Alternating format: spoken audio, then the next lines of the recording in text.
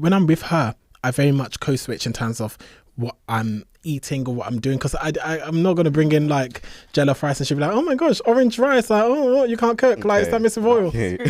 Like, listen, Linda, the level of ignorance. Jollof rice, poor jollof rice. Yeah, what did jollof rice ever do to her? I'm taking jollof to work, bro. Really? Yeah, always. I can't. I bring in ham sandwiches. Compared to what we can take to work. I'll bring some banku and some okra. No. Obviously, so we're not going to do that. Yeah. That's the level of where I would say I'm code switching, where, okay, I'm being mindful of the types of foods. Yeah. But like, I think it's difficult because it's finding the balance between being yourself and also... Good morning, good evening, good everything. Welcome back to my podcast, Searching for Myself. Woo! Season 2. Guys, I've missed you. This is very special for me. Ignore the sweat. I'm with the most incredible people in my life. They're family, my best friends. I've known them since 19. And ladies and gentlemen, give it up for Philip the Great and Helen the Magnificent. Woo! Guys, thank you so much for coming on my podcast, man. Thanks for inviting us. It's a pleasure. In it. It's the an honour's ours. The honour's ours. We made it. Yeah, we've been talking for a time. Honestly, we've been talking about this since like 1999. We made it out the group chat. Yeah, it's been a bit, yeah. Oh my gosh, man. No, sorry. I just wanted to say well done to you, bro. Don't do that. I remember when you started talking about this, how you wanted to start a podcast. Oh my gosh. You started your first podcast and then you switched to this one. It's well done, bro. Yeah. Well done. You're doing great things, great They made me things. crying. You know what? It's like 28 degrees outside. We are sweating like bullets. Wow, sweating like pigs. And yeah, man, these are my people. These are my family. Like, I don't want to go on and on because I don't want to cry on camera. But these, like, when you think of the definition of friendship for me, like, I honestly think of you two, man. I think of you guys. Honestly. Yeah, we're gonna be going through it, aren't we? So we are definitely gonna go through it. The past, the present, and hopefully the future a bit. Most definitely.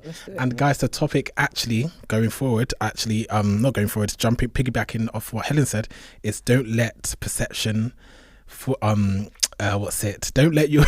let perception fork your identity. And boy, it's gonna be powerful. But Philip and Helen do not know this. I put them on the spot. Camera guy, zoom in. We're gonna do an icebreaker, and they don't know what it is. Jeez! Icebreaker. He's got props. All right, yep. He's got props. I knew. Take one pass it wow. up. I knew he was setting us up. Yeah. I knew he was gonna set us up. Okay. I'll set us up. Guys, it's an icebreaker. We've known each other since the beginning of time. That's how it feels. And bruh, let me tell you about this icebreaker. So, plug it. You're going to play. Searching for myself, yeah. Place it here. Damn, I cannot find the wiper. But anyway, it's all good. You guys can borrow a wipers from the back of it. What's happening? Yeah. True. So we're going to play a game called Who's Most Likely To. And whoever you think is like a question, Helen, your face. Love it. Whoever you think it is, obviously, you write the name of the person on the card. Oh, this is going to be shady. It's going to be a little bit shady. It's going to be like a countdown. We'll do 5-second countdowns. And I think it's like a question of 5, to be honest. Yeah. All right, let's go. It's going to be quite fun, guys. Honestly. All right. Cool. Can we include you, or is this just... Of course, yeah. All three of us. Sometimes the host is exempt. Nah. I am shouting. Sending for Chris. I'm coming for him. You are hilarious. Okay. Who's most likely to survive in a zombie apocalypse? Oops. 3, 2, 1. Show your answers. Oh, for sure. You even named yourself. Yeah. I'm shouting. Yeah. I think. Oh my God. Guys, if I survive, I'll bring you with me. You know that? Yeah. Wherever Helen is, I'm like, where's Helen? I'm finding you, and then we're surviving. Oh my God. Through the wilderness, through anything. Through everything. Yeah. Honestly. I'm going to have to borrow your rubber. Sorry, guys. I should have brought mine as well. But yeah, I think, Helen, you definitely will survive, bro. Right. I'll bring you guys with me. I wouldn't leave none of my people behind. I wouldn't. I would personally die. I don't like the chase. Yeah. Like the big facts. Guys. I'm actually anticipating whether you're going to get me or not. I'm going to let you just take me. I'm gonna lie down. That's why I would have been Chris. I'll be like, it'll be Chris, me, you. Okay. No, for sure. Yeah. Honestly. Okay, so we all got that one right. No, but that might be the easier life. Just let them take you. And just... Yeah. Nah, I'm not for it. Honestly, Always resist the change. Always Fighting rebel. and struggling. Fight the power, man. Yes. Come on, guys. hilarious. Power's constantly coming after you. They're not powerful. They're zombies. Watch me. Okay. That's why they voted for me for real. Like, just saying. I am shouting. Okay. So another one is, who's most likely to get lost on Google Maps? Ooh. This is a toss-up between. This is a toss-up between a couple. Oh. I'm going to pick two people. Two? Okay, just one person. Okay. Yeah. 3, 2, 1. Ah! Snakes! There's a lot of you. Snake, why? I think it just means that we know each other well. Yeah. I am shouting the Yeah. level of disrespect. I feel, you just be lost. Which direction does it point to? Walk one way. I'm just going to put it down to the fact that we drive quite regularly. You do. No, but even before driving, still. I tried to throw you a bone there, Okay, Chris. sorry. The level of And, disrespect. and the shade was thrown by Philip Yeah, there. Just sorry, make it be bro. known. No, I saw it and I felt it. Wow. Okay. Who's more likely to have 50 unread emails and pretend they don't see them? Oh, You know what? I feel like it's a toss between two people. it's a toss between two people. Yeah. 3, 2, 1. Oh. Wow. What did you do? Right? me. I was Yeah. thinking you, but if you saw my inbox, I think you'd be horrified. Oh yeah, your inbox Yeah, is mad. yeah, But yeah. actually, oh yeah. I was going to say between you Yeah, both. that's why it was between us two. It's because there's Yeah. too much work that's always coming in, so Yeah. I just ignore people. if I'm But I not think available. I do it more in our group chat. Oh, yes, you do. Yeah. Sure. But I've 100%. relax. I agree. Well, I've improved it. You have, because Phil's Casper the friendly ghost. Yeah, I didn't want to say it on Amongst us, for That's- sure. He's looking Yeah. everywhere to try and find that ghost that he leaves behind. Say it from the rooftops, Helen. Say it from the rooftops. Okay. We have who's more likely to be a contestant on a reality show. So it's quite broad. 3, Oh, I think it 2, depends on the show, though. well, it depends on what show. Yeah, it depends on what show. I think. Okay. The I have my reason- reasons as well. Yeah. Yeah. Oh, okay. I would say Helen will be amazing at physical. Yeah. Yeah. So, But I think because you're doing this, yeah. this is like your foray into like that kind of world. Well, Oh, I and think he's the more way, likely to. yeah. So I think like the delivery and the way you present yourself is it means that you're more likely to be. But if it's like something like 100, where they're fighting against each other, and Yeah. they're strong, I'm getting Yeah. me. But you're more likely sure. to put yourself up for for reality. sure. Like if like our lives depended on it, and one of us three had to volunteer themselves, I'd throw myself under the bus for you guys. I most definitely. You know that. I love it though. You're always like thinking, yeah, Helen would if it's physicality. Go on, send her. She'll be good at it. I will. I think, Chris, you're more like. Mm-hmm. Do you like catchphrase? Oh yeah. I Oh. don't. No, do you know I what? was good at that, Cerebral- though. Yeah, I think- thinking stuff. Traitors at the moment is trending. Isn't I've it? heard, Yeah. I've heard I'll be good at traitors. Many people have said Chris Yeah. has that big friendly giant. Big friendly. that. Wow. Yeah, I think he could capitalize on that. But what if he was a traitor? That's what I'm my saying. Could he contain himself, Capitalise though? on that. I wouldn't Yeah, be able think to. Yeah, would you be Facial- sweating? Look how I'm sweating now, and I'm not under oath. Oh my lord. I think he could. Okay, the last one will be is who's most likely to say I'll start on Monday and never do it. So procrastinate. Wow. This is hard. I'm not gonna lie. This is really hard. This is a hard one. There's different aspects again. Yeah. Based on us knowing each other. Yeah. So like let's Should we do another question? Because that is hard. No, let's try it. Should we try it? You want Okay, to let's try do it? it. Let's You try want it. to Let's try it. Yeah.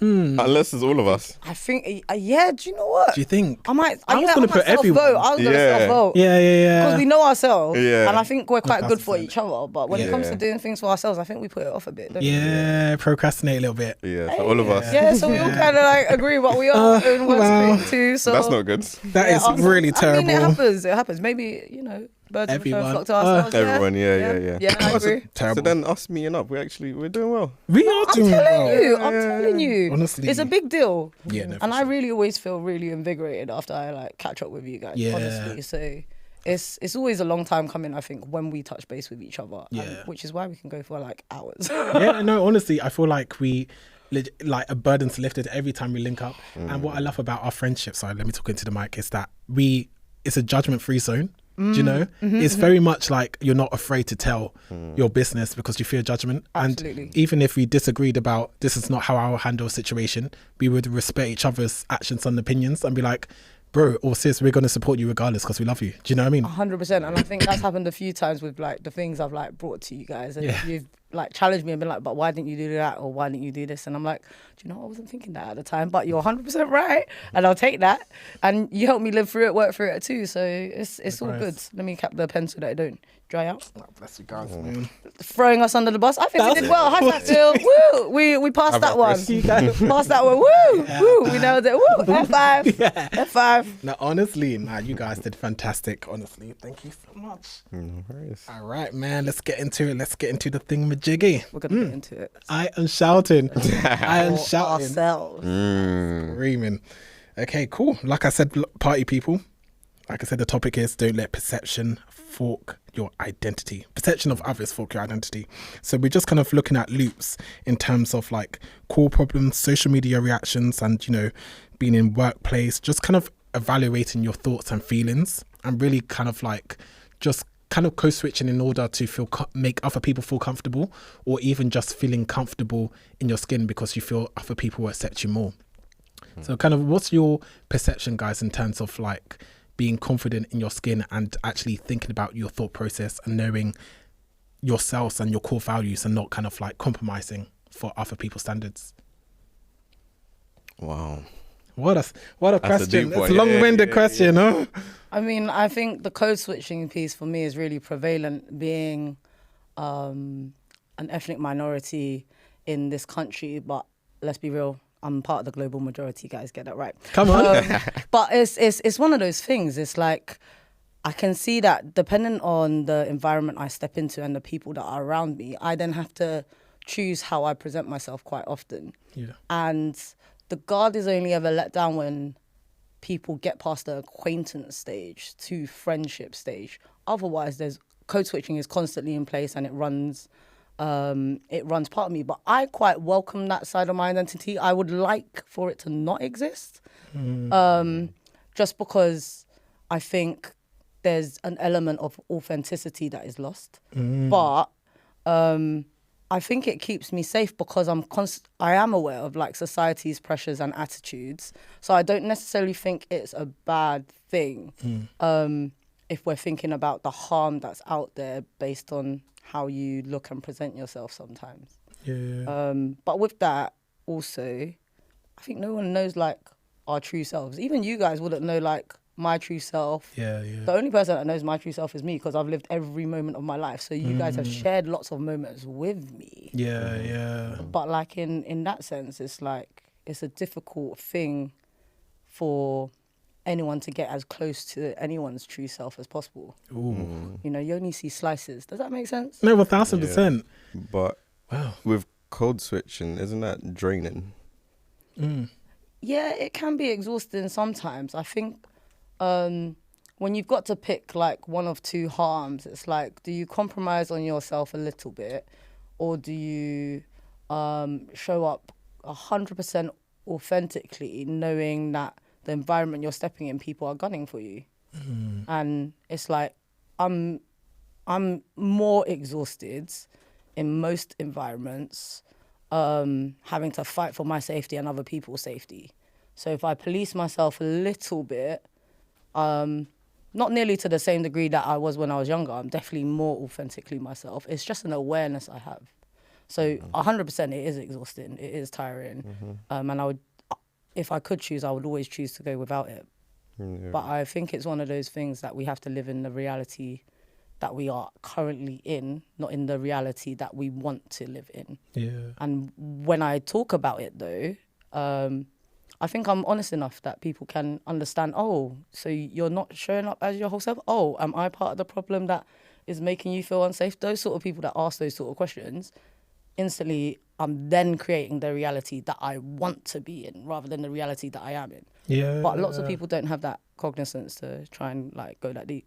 Wow. Yeah. Do you code switch? Would you say you code switch? Oh, such a brilliant answer, Helen. I'll take it back. What's I going to say?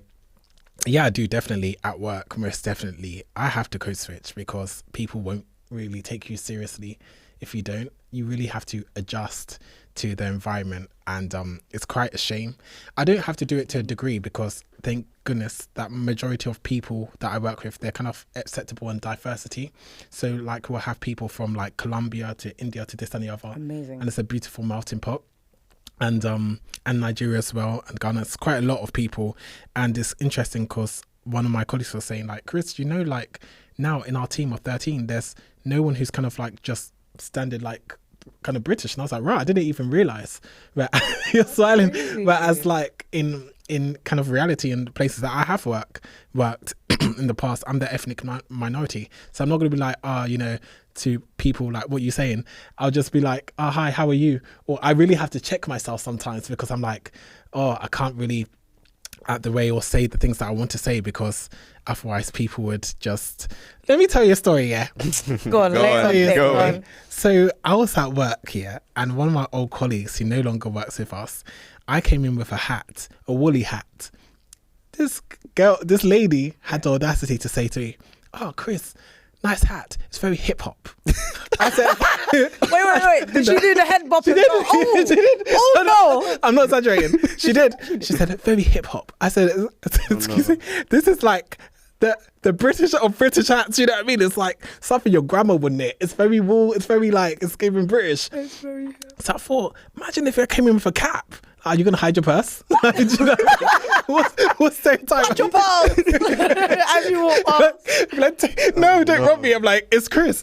I don't know who that person is. I'm like, oh my gosh, you've seen me before, lady. But yeah, I would really have to code switch, and with other people, I will kind of be myself. But what really, even last week, there was someone that I was working with, and I work within the public sector and stuff, and I was just working with them, and there was a group of people who were British and one person who was black, and then we're all just talking, and at the end the guy was like, oh, you Ghanaian, the black guy. And then I was like, yeah. And then he started speaking true to me, and I just responded back, and I was like, oh my gosh, let me not, because like I could see other people getting uncomfortable. Yeah. So I was just like trying to kind of not brush it off, because I'm proud obviously being Ghanaian, but I felt like low-key, like, uncle, there's a time and place. Like, I could, because like respectfully you could see other people kind of like, oh, here we go, you know, go back to your own country. No, playing, don't go back to your own country, but like it made you feel that though. See, it's the comfortability of others. Yeah. So you're talking about not forking your identity down to perception. You're not trying to. I'm not trying to fork it.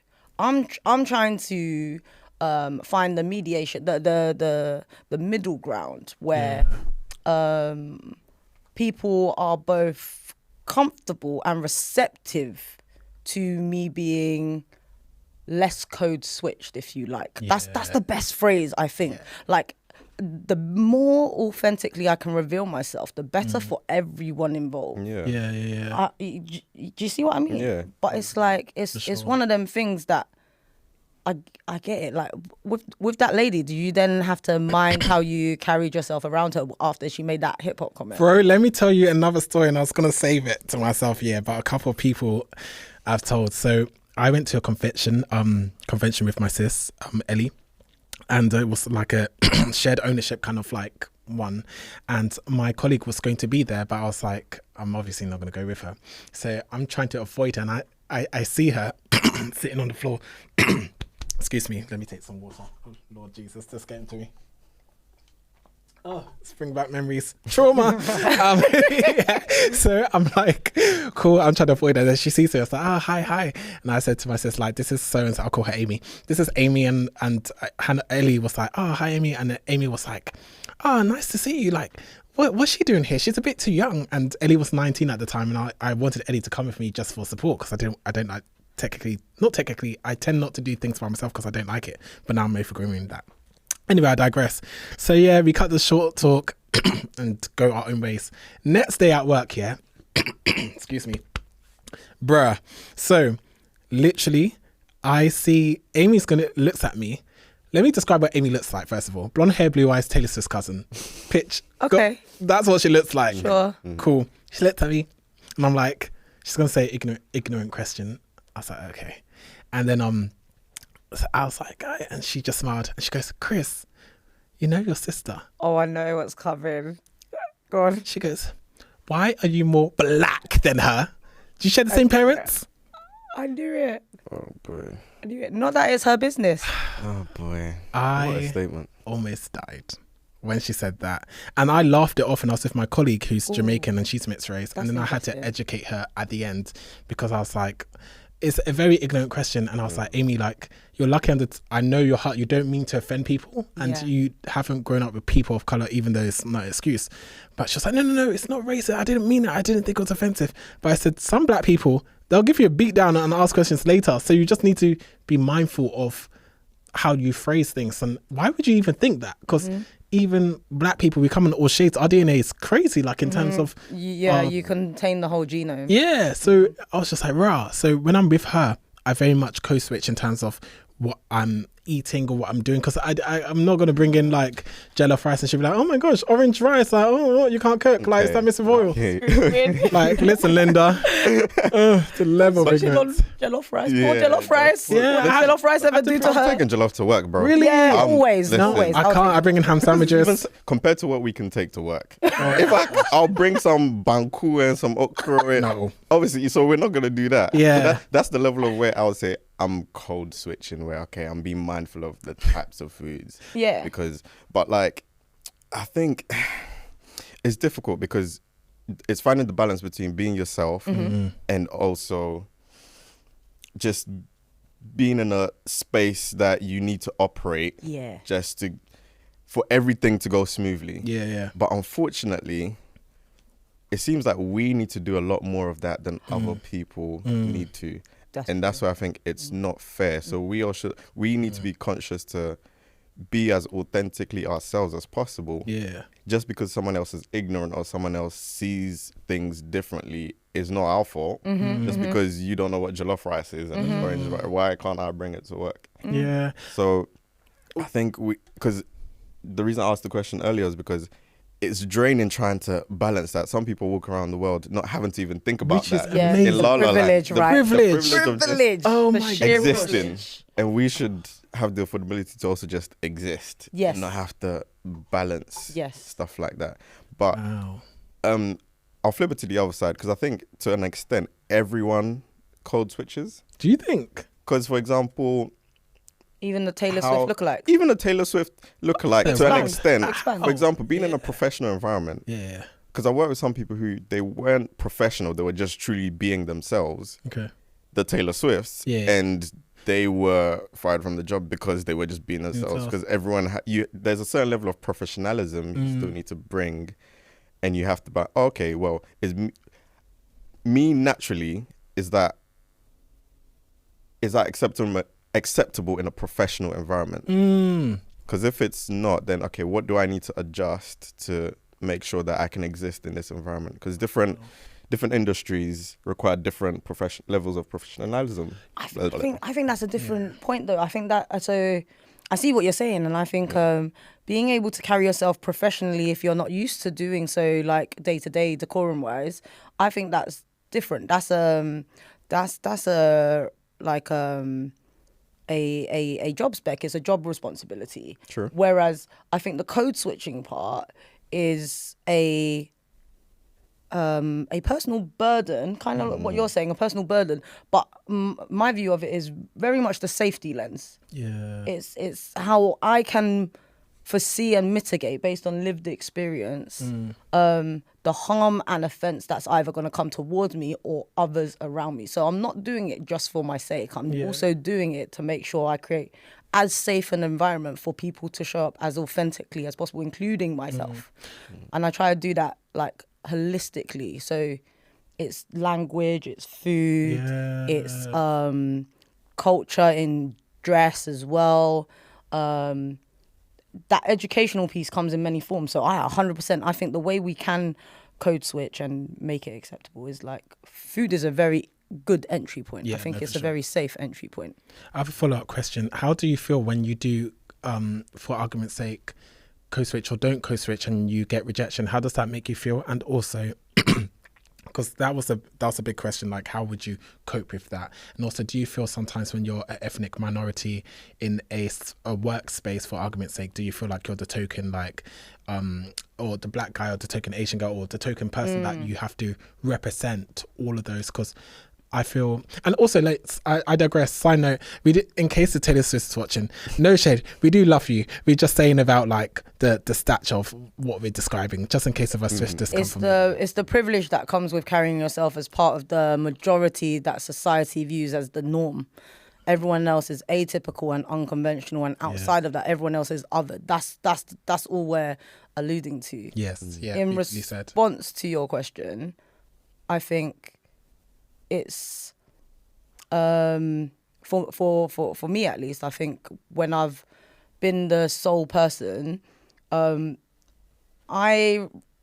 the environments that I'm in, I receive lots of third-hand, fourth-hand chat about my delivery or performance, but it's never constructive from someone direct until it's right at the top where I'm being like acknowledged and receiving an award or something. So then it's publicly recognized, and then everyone's silent. But before that, the journey to get to that stage, I'm met with so much underhandedness that it's either that I'm female, it's either that I'm minority ethnic, it's either that I'm both. And it's like, show me someone that can do it better, and you don't have to point fingers at those labels, then fair enough. But people can't. So it's only when I get to that stage where it's acknowledged and awarded or rewarded, however you want to see it, that I silence that chat quite quickly. And only then does it become a meritocracy, because of the hierarchy that then recognizes like my performance. Yeah. But the journey to that is always met with, I think, just deliberate like label boxing people in and everything else. And that's just my lived experience, which is why I carry myself with the code switching in mind and try to make things safe for myself and others. I see it firsthand all the time. I unfortunately have just chosen to go into every environment where I'm basically not the archetype every single time. You guys know. I don't know. I've just found myself there every single time, and every single time I have to prove myself and then some before I get peace. That's all it is. Fantastic. Yeah. Do you feel like, because I love that we talk about code switching, especially in the workplace, because people really think about code switching when it comes to workplace, but they don't really talk about maybe even friends or family members. Is there a situation where you feel like people is it code switching really with family members? Would it be code switching, or would it just be like diluting similar to code switching? I'm thinking it's like a cousin of code switching, but it's not as heavy.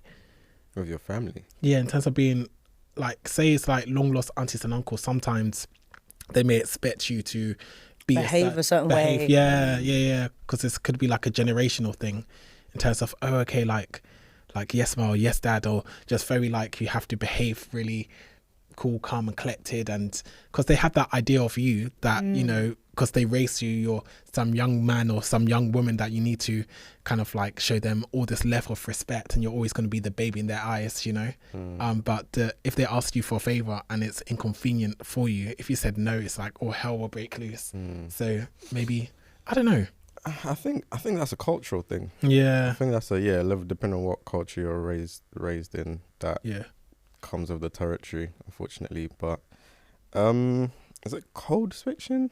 I don't know, because I was gonna fire this to you, because like me and Chris we've grown up with siblings around, and then you as a only child, is there an element of you like holding back to some degree with your own parents to manage their expectations? Because that's essentially what you're asking, isn't it? Yeah, because like I know you've grown up with like good people around you. You've got some great cousins and whatnot. But it still won't be the same if it's not in the immediate nucleus. You know what I'm saying? That sense, yeah. But I think it goes back to your point where you said the only person who truly knows you is yourself. Where, because my parents will only know so much. The slices again. Yeah. And I think depending on the relationship you have with your parents, so like I think I have a decent relationship with my parents, but because they're Ghanaians, we're Ghanaians, and they were very strict, very principal, especially growing up, it was a strict household. Follow what they said. He's smiling for a reason. He knows. We heard it. We know this. The struggles were real. Because people think because I'm an only child, I'll spoil and I go all of this. And they were intentionally like, no, because you're an only child, we're going to make sure we don't spoil you. So therefore, you will only have the basics. But to be fair to them, I never lacked anything. Okay. Yeah. But they wouldn't do any more than anything I needed just because they didn't want to spoil me. Yeah. So I think growing up in that environment is like, okay, I have to be prim and proper in front of them. And I would say more growing up. Now I'm more myself, but Do you think that's a cultural expectation amongst Ghanaians or Africans in general, that you have to act more grown for your age? As you're growing up, you have to come across as more prim and proper specifically for your parents in those environments? And is that only at home within yourselves as your family nucleus, or is that also in the wider world? The wider world I have a perception and an answer to, but in the household I don't, because I don't live with you guys, you know. But like, do you think you would have to? You know what? Thank goodness, my mum growing up, she was quite strict, but she was flexible. So it wouldn't be like, and I'm one out of 19 first cousins on my mum's side. So I know it's a lot of us, and my mum's one out of 6. So it was every weekend we would go to like a cousin's house or this and the other. Yeah. And growing up, that was, my cousins were my friends. So when I say that, same here. Honestly, it happens the same. Yeah, but when you say it to someone else who of a different culture, like a British culture, they're kind of like, "What? You didn't go to your friends every weekend?" That can never run in a Ghanaian house. That is insanity. So growing up, my mum was always firm but fair. To be honest with you, it was just very cool, calm and collected. And for me, I've always was Mr. Goody Two Shoes. To be fair, so in that sense, but my sister Hannah was definitely danced to her beat. Shout out to you, Hannah. But she did whatever she wants to do. But she was the rebel. But I low-key feel like even to this day, like that's why we complement each other so well, because we're very yin and yang. And she kind of inspires me, because all the things that I want to say, she would say it anyway. So like, I'm like, Hannah, chill. Like, I remember like we went to a side note to what's it called? I don't want to give free promotion to a shop that's not paying. But we went to a shop to get some suits in it. So I took Hannah and I bought a suit, and we went to like Brent Cross, and the person who was serving us, he was like, "Oh, so you got a suit to rent or to buy?" And I said, "I bought it." And he goes, "You bought the suit?" Like that. And then Hannah was like, "What do you mean?" I was like, "Hannah, chill. Chill." It's like, she was just like very microaggressive, but he was young, and it wasn't good what he was doing, obviously. And then one lady, she just went to another shop, and then some lady asked her for help, and then she was like, "Excuse me," because the lady was like, "Can you tell me where to put it there?" And she was like, "Excuse me?" And she was like, "Can't you just assist me?" My sister Hannah was like, "I don't work here." And the lady was so embarrassed. And when I met her like 2 minutes later, she was like, "Chris, if I go to another shop and someone like micro-racial, like me, I'm going to lose it." And then we went to Next. And then some random lady came up to her and me and said, "Excuse me, do you know where the candles are?" And Hannah was like, "What?" And I said, I was like, Hannah, I said, "Excuse me, we don't work here." But it was so funny. But like, for me, I'm just kind of like, I'll let it go. I'm very patient, and it really has to get underneath my skin for me to be like, blah, blah. Like, my mum. But that was led to your non-confrontational sides, right? Because you openly admit that. Like, so would you say Hannah has grown up confrontational? No. She hasn't. No, which is so odd, because I think it's a new thing, because she just doesn't like the fact that when we're walking past the road, like in the street, subconsciously you make way for people like who may not, I don't know, certain people, if you didn't mention the lines, feel like the world belongs to them. So like you make way for that person, this and the other. But Hannah, I feel like sometimes she's just kind of like, "No, I'm not going to do this." She's just kind of like, why am I like adapting my behavior when you're rude? So I'm going to challenge. She picks and chooses, thank Jesus, but she's like, sometimes that I'm going to match your crazy with crazy, but I'm telling her like, not everybody, if you think you're crazy, there's always someone who's crazier than you. 100%. So I'm just kind of like, chill, pick your battles, which thank Christ she does. But for me, it's inspiring because sometimes I'm just like, no, I'll allow it. But other times I'm just thinking, you need to put people in their place for them to learn. Yeah. They need a reality check. Yeah. But do you think that's because of how you were raised? Ooh. Like you're non-confrontational. Yeah. Because I found like a lot of older siblings, you guys tend to have the most, I guess you'd have received the most discipline. Yeah. And then your younger sibling comes along and then they can say and do anything and you feel like your parents haven't. Am I wrong, girl? Right. I feel like Hannah, my mum matched the same energy with Hannah, and we were talking about that the other day. But my younger sister, Ellie, I feel like because she's the baby, she could get away with murder. That's how I feel. And it's cute. And I feel like Loki, my mum knows it, and so does Loki, Ellie. But Ellie's very respectful. Thank goodness she's not spoiled or anything like that. I always tell people, if you met, this sounds very odd comparison, but if you met me, you met Ellie. If you met Ellie, you met me, because we're very much alike. So it's either you've met a 23-year-old girl or a 34-year-old man. I'm saying a 34-year-old man for Ellie in that sense, but we're very, very identical, similar.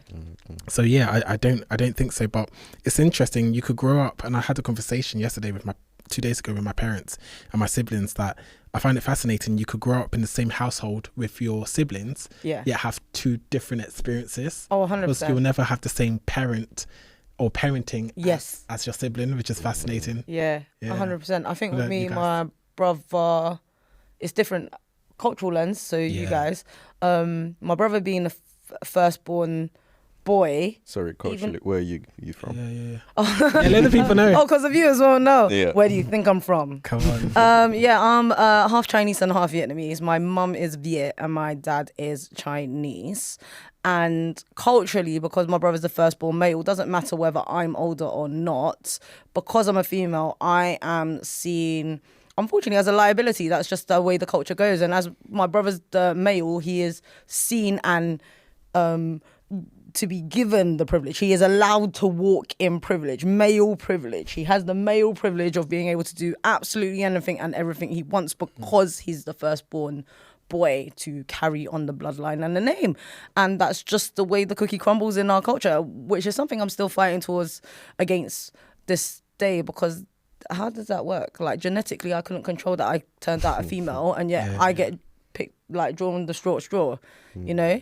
And I just think it's unacceptable. There's all sorts of things that my brother has gotten away with over the years, but essentially he credits me with, like, raising him, essentially, because we had a difficult upbringing. But it's one of them things that, even though that's the case, he's still afforded the flexibility and freedom 100 times over more so than I am.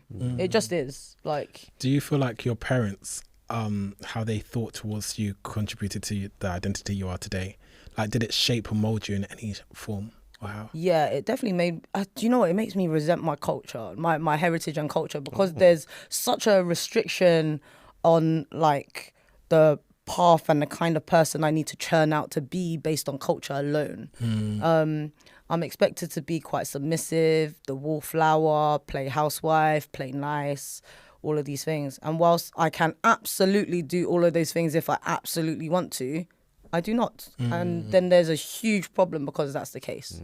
Like, there's no respect of autonomy just because someone's their own human being, you know? Like, an easy example trope would be, I got really good grades going through secondary school, so I was just expected to become a doctor or lawyer, like, expected, and I had the grades to do so. Guess what? I didn't want to. And there was huge problems with that as I was growing up. And it's just like, why? If I don't want to do it, like, why should I do it?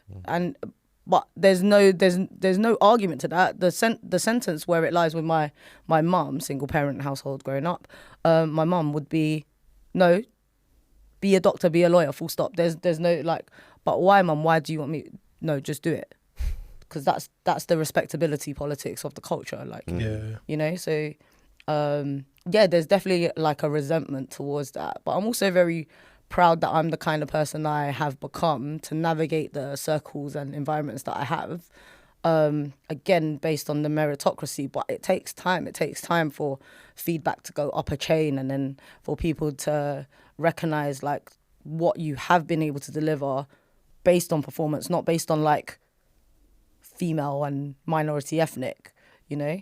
That's always highlighted at some point, but I always make a point to try and like detract that from the initial statement, and then people are like, oh, you're the first person to win such an award, or and people highlight that achievement, and I'm like, oh, that's great that you're giving a platform to more people, but I think part of the reason why ingenuity is stifled nowadays is because there is no diversity of thought, because everyone employs the same people that look like them. So I'm a big believer in like hearing people out and seeing what they bring to the table. I don't like the table as a metaphor, but it's there. So again, I work to what the reality actually is to try and build the reality I want always. Wow, that is actually powerful. You're actually right. Damn. Yeah, no, I feel like it's a big thing, to be fair, especially like if you like people who have kids, and try and let them be their own person, you know, and kind of like help them to mold them to who they should be. Well, not who they should become, but like help mold them into what they want to become, to be fair. But it's kind of hard. So I can see why the parents really want you to go into this direction, but you don't want to be resenting your parents. Like, at what cost? Like, your mental health, that's insane. I think that's the right question. At what cost? Yeah. You know, and I think I 100% appreciate and understand that no parent on this earth is given like a guide. Do this and you'll become like the best parent in the world, where your children will love you forever and accept all your choices that you make for them, etc. I know that doesn't happen. But I think, again, at what cost? Where do they draw the line where they impose their will to just be, you know, or they give a bit of flexibility and have boundaries, you know, like here's as far left as you can go, here's as far right as you can go. And I think as and when I become a parent, I think that's the kind of parent I want to be. I want to steer and guide, but I definitely don't want to confine. That's 1,000% facts. And it's really difficult to find a balance, isn't it? Facts. Yeah. Honestly. Do you guys think you have been steered and guided well in considering like the parenting you've received? I would say 1,000%. Thank goodness. My mum, who is amazing, I'll call her the greatest of all time mum, just in case you're watching this. I'm not calling you an animal, respectfully. Imagine. Why are you calling me a goat? Like, oh my lord. The disrespect. Exactly. She was like, I represent the lamb. Because your mum's, honestly. But yeah, no, for sure. She saw that I was good with people, and she always kind of stirred me into the occupation that I'm in today. So I was quite lucky in that sense. She always wanted me to go into a path where there was a career rather than just a job, which is understandable. Pardon me. She was very open and flexible. So, which was lovely. She was like, when it comes to GCSEs, you have to take all these serious GCSEs, but however, you can have like 2 fun subjects. So I know, right? Which is rare for African parents. All of us are winding our eyes because we know, honestly, so I was like, wow. So the choice was to do graphics, which wasn't fun for me. I created a product which my mum mocks me to this day, and it was heart-shaped cookies, and I call them hookies. And my mum burst into laughter because she thought it was like hooker. And I was just like, I'm very innocent. I'm like 15. Nobody would have thought of that. Anyway, and then there was also music. It was either between music and drama, and music was good. I just wish, because I have an ear for music in terms of vocal production, all that stuff. Unfortunately, I can't sing, but it's what it is.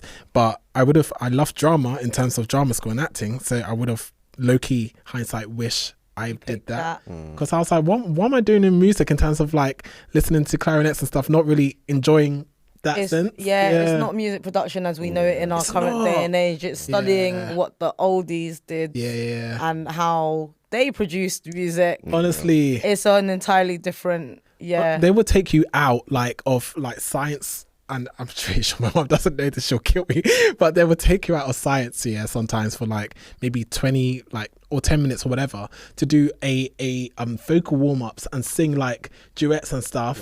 And I had to sing like a whole shout out to the person that I sang it with. I had to sing like Aladdin, A Whole New World. I was like, are you okay? It was, yeah. That's a fun 10 minutes. That's wild. That is wild. It was terrible. Some wild music. I'm like, I this is think not what I my want to music do. wasn't like that. No, in our school, it wasn't no. like Honestly. You did it as well. No, but not Jesus. Oh, not GCSE. I didn't choose as a subject. Oh, okay. Yeah. I did GCSE. It was terrible. And Luck Be a Lady Tonight. I can't remember who. Luck Be a Lady Yeah. like Frank Sinatra. I don't think it is. Is it? I think it is. Are you serious? Yeah. You don't It's even know. Yeah. He's like, he doesn't even know. I can't. I didn't know. I was forced to. Trying to get me to sing the tune. I needed an auto tune, bro. It's like a shine. So you've got a little voice then? I can't. No. Yeah. I can tell you the harmonies to hit, but I can't execute them. I can't. That's not where my whole So you're a calling- producer. You're more of a producer. I would love to be in a booth just hearing, like, Brandy's my favorite vocalist because how she stacks and harmonizes and stuff. So when I hear Brandy, I'm in I heaven. love Brandy. Yeah, man. Shout out to Brandy. Shout out man. to Brandy. I think I'm Shout out wedding to one Brandy. day. But yeah, what did you guys choose? Any fun subjects? And actually, you can answer the question. What was the question you said? Choosing subjects with my mom and dad. Yeah or no? Listen. Yeah, look at his face. Double maths, triple I maths. was, It was chosen for you. It was chosen the day you chemistry, existed. maths, Yeah. physics, Yeah, before you were Yeah. What did I even choose Wow. for fun? I actually chose graphics. That was my one fun thing I was allowed. Oh, that's Because I did graphics, yeah. That's cool. But other Did you than enjoy that, it? yeah, I did. No, it was really good. Yeah. Oh, look at the nostalgia. Can you see the innocence? This is what I mean by the ability to make our own choice and have that autonomy over our life, even no matter how small, brings so much joy. Like you could see the amount of joy it brought to you, like thinking about it and you're like actually reflecting. Do you know what? I was given a tiny scope of choice. Yeah. And even then it held so much importance to you with the face you just made. Yeah. Because even funny enough, because I do a bit of graphics and Nah, Photoshop and Yeah, stuff. you So, do, yeah. yeah. No, It's come in handy, innit? Yeah, it's come in handy. For sure. Oh, that's so What about you, Helen? You got like, is it like? So I'm academic, so I picked triple science in my school. Whoa. We went to a school that's now been renamed because of the whole link to slave trade. So Sorry, we went to the same school. we Oh went to yeah, the we same should have school. said how we know each other. Oh, yeah. Yeah, I'm we so sorry. Yeah. for that. Oh my lord. But yeah, so I was academic, so it made sense for me to continue with the academia. So I had to pick physics so that I could do triple science in my school. Otherwise, you just get a BTEC science. That's how they write you off. Okay. Wow. They do that. It's like that. Or you do triple science. It's one or the other. So Don't be too I bad. had to do triple science. I wanted Jesus. to. Okay. So I had to pick physics as my one choice. And because our school was both a language college and a ICT college, as well as a Church of England school, that meant RE was compulsory, ICT was compulsory, and you had to pick a language. So technically, 3 options had to be taken. So we only got 2 option columns. So one was physics, and then I picked music, funnily enough. But our music was not like anything you're describing. Yours sounds traumatic as hell. It was traumatic. I need fun. therapy. No, This sounds fun. No. absolutely Take not. me out of science. Absolutely. Yeah, I was like, what for? Oh to my gosh, sing Mama, okay, and yeah. duet and harmonise Exactly. with Aladdin and not be a lady tonight. No, I'm good, thank Gosh. you. I didn't mind Terrible. missing a few lessons to like play instruments, which was always Yeah. Oh, do you play anything? yeah. So I play the clarinet. I can play the drums a little bit. Shut I play, but my musical instrument Yeah. for GCSE was steel pan, Oh. and I learned how to play the violin. So I can yeah. play a little bit of things like. You bits still and remember how pieces. to play steel pan? Yeah. Yeah, I can play steel pan any day. Oh, Like that's impressive. yeah, you give me a steel pan, tell me a couple of notes to play, and I'll be able to play it and recite things. I Jeez. could probably still play like half of the music I could play back then. I'll be like, Helen, Honestly, it's muscle memory. Muscle So memory, because yeah, of the you're right. physicality of steel pan, Yeah. I think I enjoyed it more. So if I could choose like instruments, I would ideally choose like keyboard, but I never got piano lessons. But I can play the keyboards. I'm self-taught. I can play the keyboard to some degree, and I can read sheet music, and that's thanks to like doing music. So it's quite nice. Phil, did you answer the question? Did you play any games or any, not games, but any instruments? Instruments? No, I didn't actually. But I would have loved to play drums. Okay. My cousins to this day tell me I should still. Why not, man? Yeah, I should still still learn. learn. Yeah. Because Rhythm. in terms of that rhythm, I've definitely got to. Even I'll just be tapping. And Yeah, along to stuff nah. and, yeah. Nah. Oh yeah, no, I didn't really get into interesting. instruments. Remember, science, maths, biology, Yeah, doctor. it's all- like, Yeah. Even I was the A level, the subjects I chose because I wanted to go more the physics route and hopefully eventually become a pilot and all of that Well, I stuff, can or see even it's pilot. engineering or Wow. that kind of direction. And then mum was like, "Oh, but you never know, you might like medicine. Why don't you just also add biology and chemistry? I was like, I enjoyed physics and I enjoyed maths. Yeah. Other than those two, biology, chemistry, I was like, eh. But then she's like, oh, you never know. Medicine. So I did biology, chemistry, physics, maths. Wow. Yeah. Lord. Yeah, it was torture. It's wild. At A level, No, that's crazy. Hard. But at least you could still learn how to play the drums. My mum, I always wanted to play the guitar, and my family mocked me to this day because I'll go to lessons and I'll play a few strings, and when I get home, I'll just leave the guitar in the corner because I didn't like the practice or the way it made me the fingers feel. I just didn't like it. Well, then find another instrument. There's so many instruments out there. Yeah, honestly. like the triangle.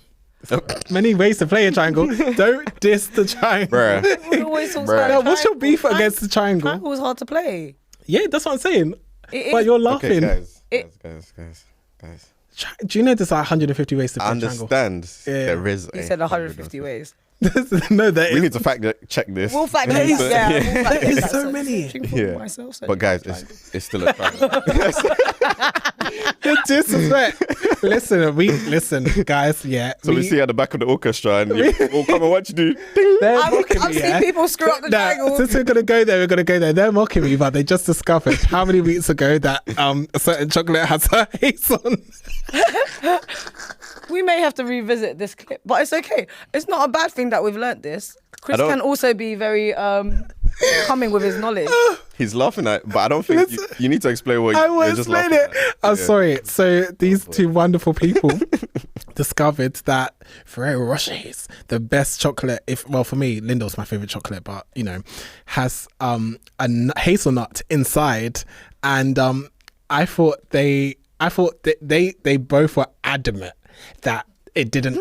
There was no nut inside. I thought they were rage baiting. Like I thought they were joking, but they were flabbergasted that there was a nut inside the chocolate. Idea.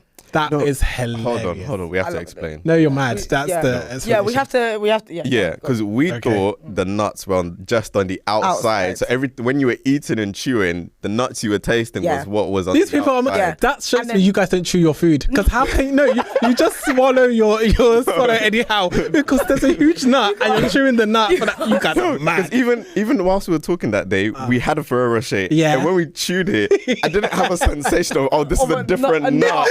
It just felt like no.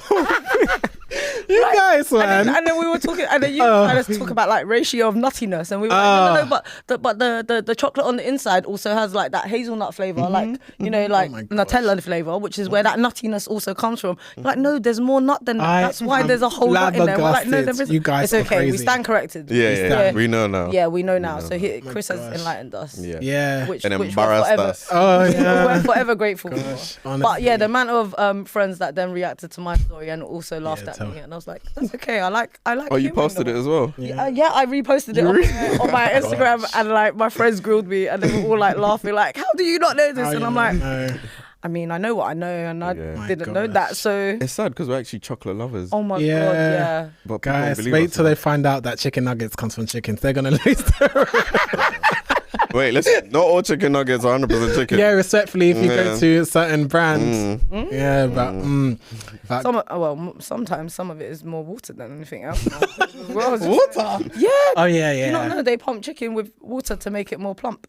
Well, allegedly, or is this? No. This is like a thing. Well, before trading standards have like. Oh my days. Yeah, they do some wild things to food. I don't want to scare and shock people and the viewers at home or the listeners at home. Yeah, if you told the truth, you'll become a vegan.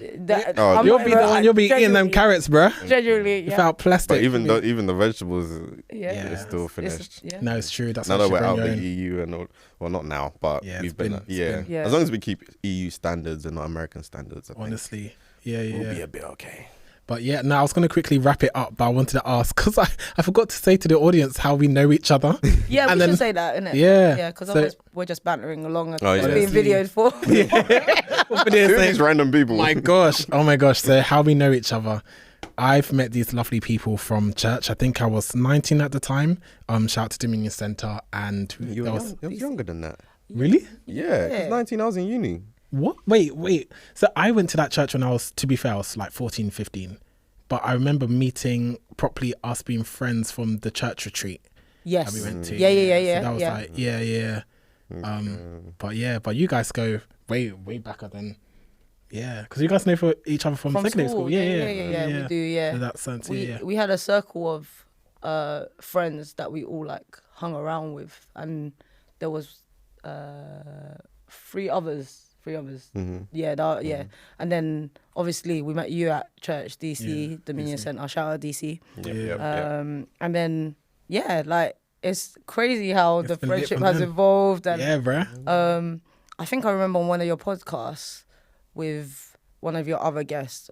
Forgive me, I can't remember the name, but you were talking about how you can have friendship breakups. And that can happen either naturally or not naturally, and distance can change that. And I'm so glad that in our case it hasn't. It hasn't. It's so like, it's just really wholesome. No, it's beautiful, man. Yeah, because one thing I say is friendships are for seasons. Yeah, some seasons can be very long, like for years and years. Some seasons can be short, months, maybe a few years, and it falls off. But it's just important to remember that sometimes don't take it personally. Yeah. Especially when it just naturally comes to an end. Yeah. Yeah, you don't need to force it. Yeah, don't force it. Sometimes you don't need to hold on to it. But the good ones, you try and work, you try and keep in touch, you try and do the work to keep the friendship going as much as possible. 1,000%. Just be ready for when the season comes to an end, if it needs to come to an end. And that's what I'm learning with other friendships. It's like, wow, like, you know, when you're known each other for so long and then you talk about, you know, being like seeing each other get married and having kids and all that stuff, and it's like, wow, like we've really, it's no beef, but we're really gone our separate ways, which is, so every time I see them, I'm really cheering for them, but there's no need to kind of rekindle, unfortunately, a friendship. It shouldn't be forced, especially when it's kind of one-sided. So would you say that friendship has to be sustained? Most definitely. Oh, I would consider you guys lifelong friends, even if I didn't sustain like active connection with you the way we do now. What's your definition of sustained though? Tapping in, the way we meet up. We literally spend 5 or 6 hours around each other and we don't get bored. We're still laughing and holding our insides together. But that's us sustaining it. No, but that's us sustaining it now. But I would still consider you guys friends, irrespective of us not being able to do that. And I would still also hold your opinion of high esteem, to high regard, and I would still seek out your counsel, like on things. Most definitely. I think it depends, because how we start is how you start is how you finish. So for us, for argument's sake, we like don't meet up all the time, but we meet up on a regular occurrence. Like it's not like it's once a year, it'll be a couple of times or so a year, but we check up with each other on WhatsApp in that sense, you know? And so when we meet up, it doesn't feel like time has lost. So that's why we're very close. But if it was a situation where we both were, you know, we spoke on a regular, like every 2 weeks or blah, blah, blah, and then it got to like every 4 months and then every like once a year, that's when it feels like, oh, you know, what's happening, you know? But I think it depends. I think it does depend. Yeah, I think I appreciate you guys for just checking up and constantly being there, and man. I'm glad to have you guys in my life. Likewise. Oh my gosh, you guys keep me alive. Nah, you guys literally, man. You guys keep us alive. I'm rooting for both of you all the time. I'm rooting for both of you too. You're my people. Honestly, honest family, man. Honestly. But yeah, guys, thank you so much for watching my podcast, Searching for Myself. Not you guys for voting. All with my fantastic, amazing guests, Philip the Great and Helen the Magnificent. Do you guys, before we go, is there anything that you guys want to plug in for the people? If not, that's perfectly fine. It's completely up to you lot. No, stay tuned. I've got something cooking, but it's not ready. But I appreciate the offer for the shout out. Shout out to you. Shout out to you. Don't do this, man. Man. I will plug Dominion Centre, my church. Come on. DC family. Yeah, if you're in Wood Green, North London area, check us out. Come, honestly, come visit. Great vibe.